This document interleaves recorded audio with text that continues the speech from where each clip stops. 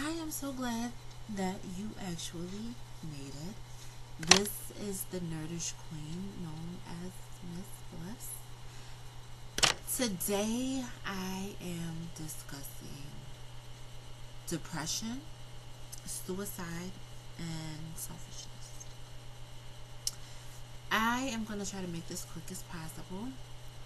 I want to tell you my story. If you have read the post for today, I've already gone into uh, and left off with me being raped at a young age and me being sexually abused. I want to go into how um, I was married and was in an abusive marriage, and my husband was very abusive, and he when we ended up moving in our own house, our own apartment together, uh, I had to find a way to leave because he held me captive. And I ended up coming back to my grandparents' house, and it was a wrap because he couldn't come and get me. I was safe here. So it was over, it was done. I ended up getting into another abusive relationship, which I didn't know was going to end up being abusive. But it after 2 years, he was a 4 year relationship on and off. After 2 years, he ended up at the end. You kind of know when you're at the end of your relationship. Things change. You know, react. The sex stops. The kisses stop. You know, the attitudes. The things change. And I think he knew that we were at the end of our relationship. And he started doing little things, kicking me. And I didn't look at that as domestic violence. I laughed at it. I'm like, that didn't hurt. You know, so after him and I broke up, I decided, I need a break from relationships. I can't do this. And still see my glass as half full. It's getting a little higher, just a tad bit higher. And I, decided, I'm going to start taking school serious because while I was with my husband, you know,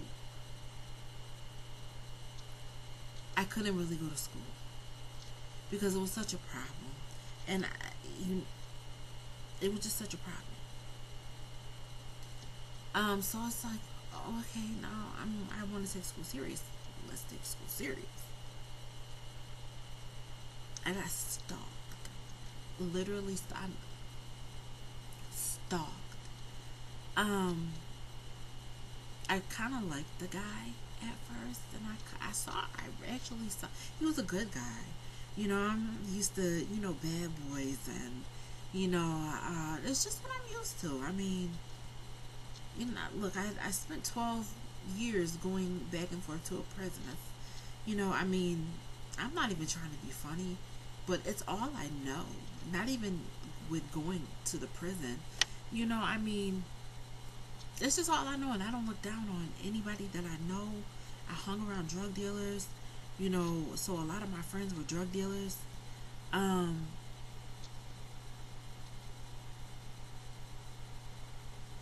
mean, my family tree, I mean, I'm just saying, I don't want to, put anybody out there on the spot, but it's all I know. So when it's all you know, so he was, a good boy, and I'm like, okay, I'm going to take this slow. Let's move step by step. And he didn't understand that. He just wanted to rush into it. He didn't see that I wanted to go slow, so possibly we could make something work. And he just wanted to go fast, but to make a long story short, each day the stalking got worse. After him and I were over, each day the stalking got worse. So bad that crying to I went crying in class after he sat and waited for me to get out of my car. For almost 2 hours.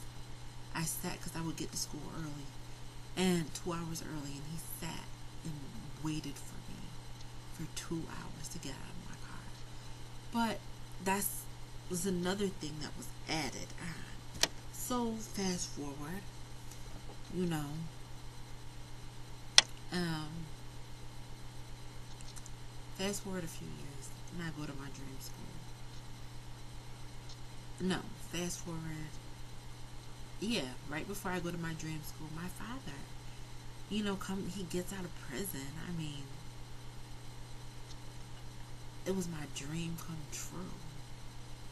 It was all I dreamt about for 12 years, having my father come home. And when he came home, my dream turned into a nightmare. I didn't have the father that I had when he was in prison. And the only thing that got me through it was because my boyfriend, my sweet 16 boyfriend, was in prison at the time. And he helped get me through that turbulent time, by telling me that my father at that time was making confined decisions and choices, and he probably had every intention on doing what he said he was going to do. But once you hit the free world from being locked up so long, things just, so I had to accept that, but then as far as me going off to, a college out of state, and not having my father even come and say and see me off, I mean, it tore me up inside. I was already going through some things, but and that just made it 10 times worse. So when I got there when I got to the school out of state and things didn't go according to plan, because I was already having anxiety attacks, but I didn't tell anybody that I had anxiety attacks. And the medication that my doctor had gave me, I took myself off of it. So when I go to this school out of state, and things just weren't running smoothly, which it's not okay. I can't say it would have been okay had I not been on the medication, but had I not been having the anxiety attacks, but had I not been having the anxiety attacks, I probably would have been able to handle it a lot better. But I was going through so much in the house that I was living in, and I was dealing with, the fact that I dreamt for 12 years. I was living in a fairy tale for 12 years about my father coming home and us having a relationship. And I was already dealing with stuff that had happened to me when I was a kid. And at 15 and, other things, and that glass is filling up. It's getting kind of high. And then my grandmother passed away, and I just formed a relationship with her. Because I never thought she liked me. Now, I grew up thinking that nobody loved me. I knew they loved me, but I didn't feel it, because I didn't love myself, But, now the glass is getting full. It's, some rocks are being thrown in the glass.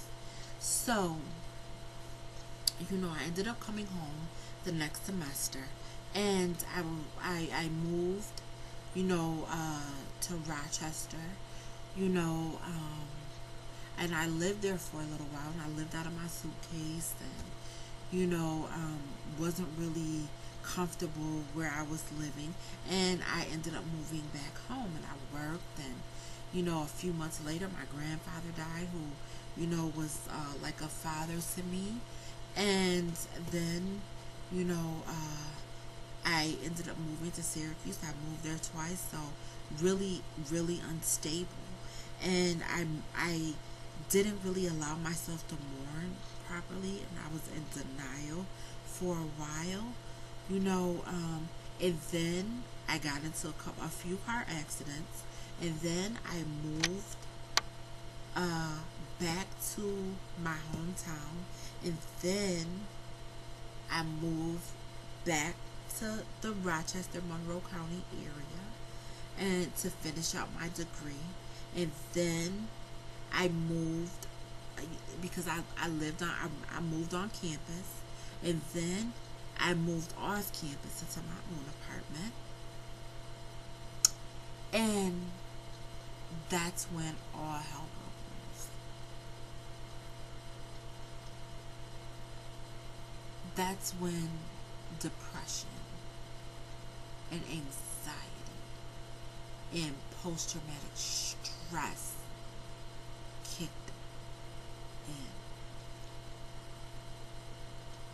in. And everything that I had been carrying since I was 7 came up to the surface. It came up to here, and it started flowing over. And normally, what I would do, I could just wipe the tears away. I could wipe it away. That water became my tears, and it was flooding over.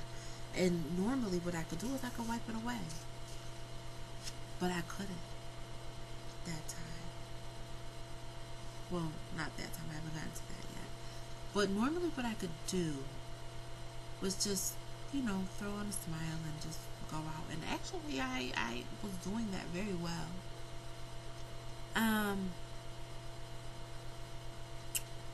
I was working. I was going to school. And I was coming home doing my homework. And,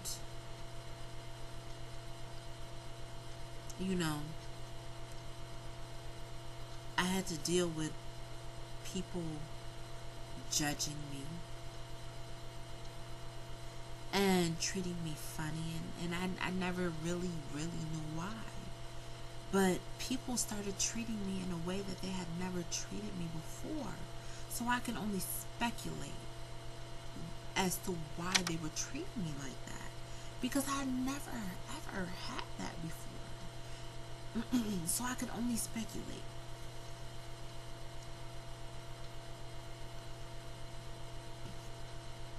So I could only speculate as to why they were treating me like that.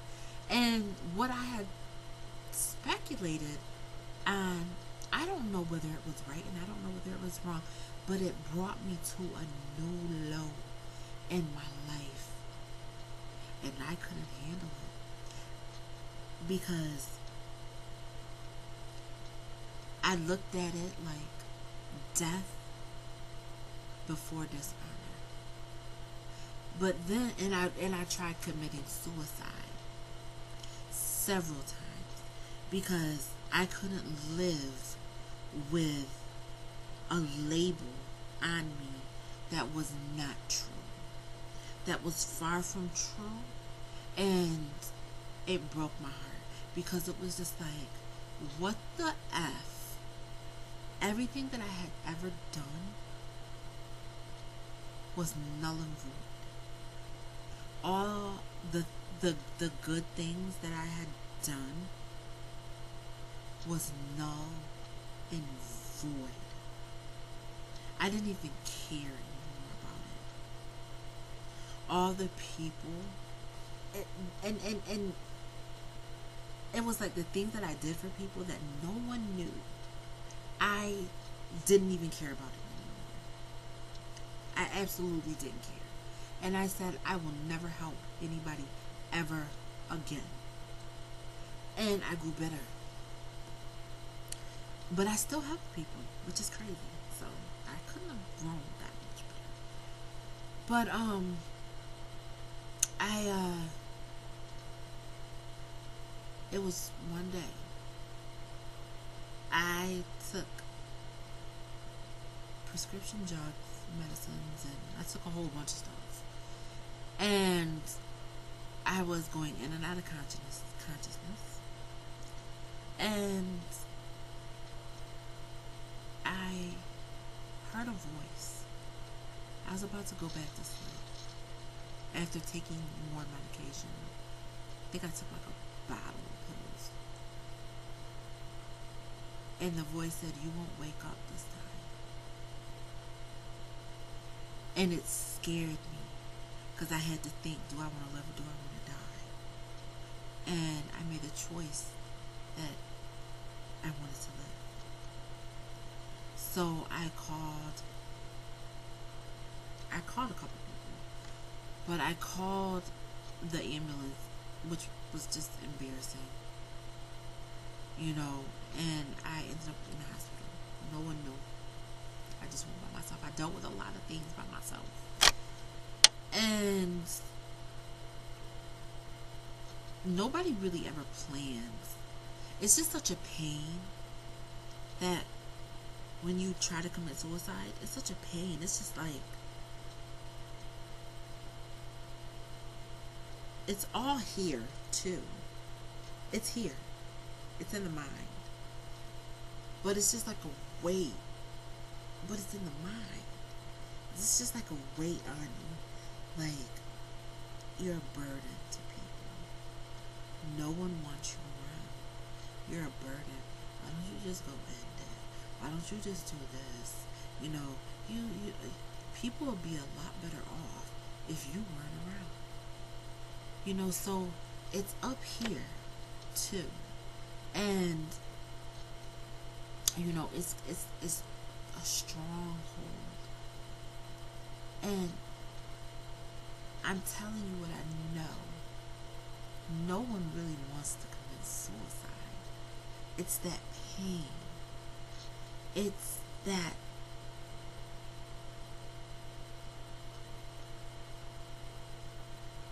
it's whatever is going on in your brain, like that voice telling you nobody wants you around. You'll be a lot better off. You're just a burden to them. And I remember listening to Robin Williams saying the same exact thing. But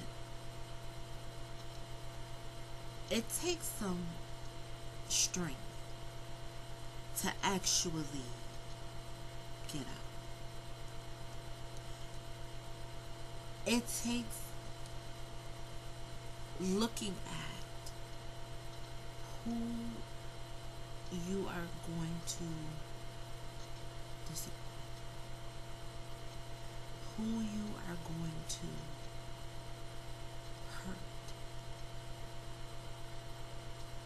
Because why you think people don't love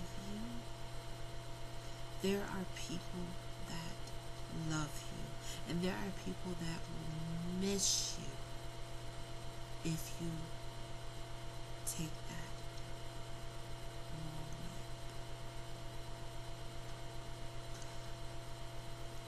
The last time I made an attempt at suicide was 2011, and I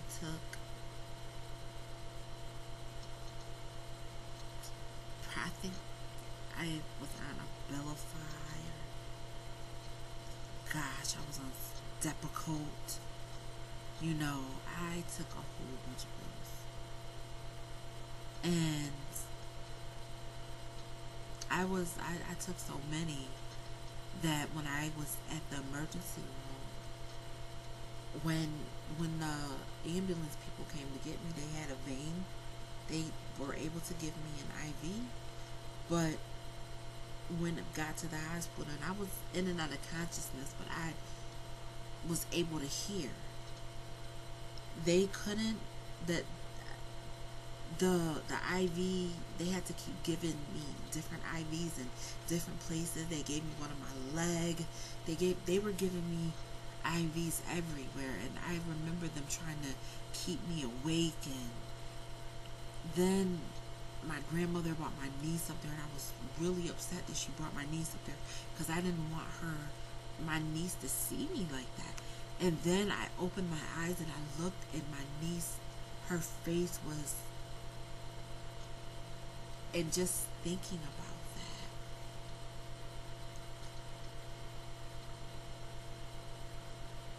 I'm sorry. Just thinking about the tears in my niece's eyes.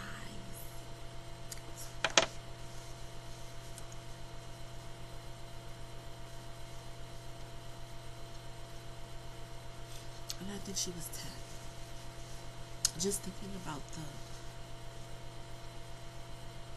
I just remember the look in her eyes. She was scared. And her, the tears that were in her eyes and that were on her face, I mean, her face was wet.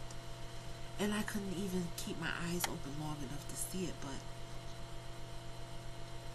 remembering that, I knew that I had to fight harder. So if you or someone you know is actually dealing with depression or suicide, you have to be understanding to them. I mean, with them. I mean, you have to try to find that reason to for them to live, and let them know that it's okay. It is so time for us to start talking about this. It is time. This is no joke. You know, we have to open ourselves up and talk about it as a family, talk about it as a community, talk about it as a nation. There is so much that goes on in our community. There is sexual abuse. Some of us are trying to get over things that, even within our own families. A lot of the playing house shit, excuse my language, playing house and stuff. People say, oh, kids be kids. No. It happens in a lot of families, but the playing house stuff, it hurts people. It hurts kids. And some grow up and they're productive citizens and, stuff like that. But then you can look at some and you can see how it has affected them. And nobody wants to talk about it, and it gets swept under the rug. And nobody wants to talk about it. Everybody wants to act like it never happened. And then you get other people, family members, abusing other family members. And nobody wants to talk about it. And it gets swept under the rug. Then you get kids that witness domestic violence. They witness their moms getting beat up by their dads, or their dads getting beat up by their moms. We have so much healing to do. And I know I kept you for a long time. And I want to go now. But I'm definitely not done talking about this. Talking about mental illness, depression, and suicide within our communities. I just got real with you. And I'm not done getting real with you because you need to hear my story. And I hope my story can help you or someone you love. I didn't just share my tears with you for no reason. But peace, love, and live blissful. And know that I love you. didn't.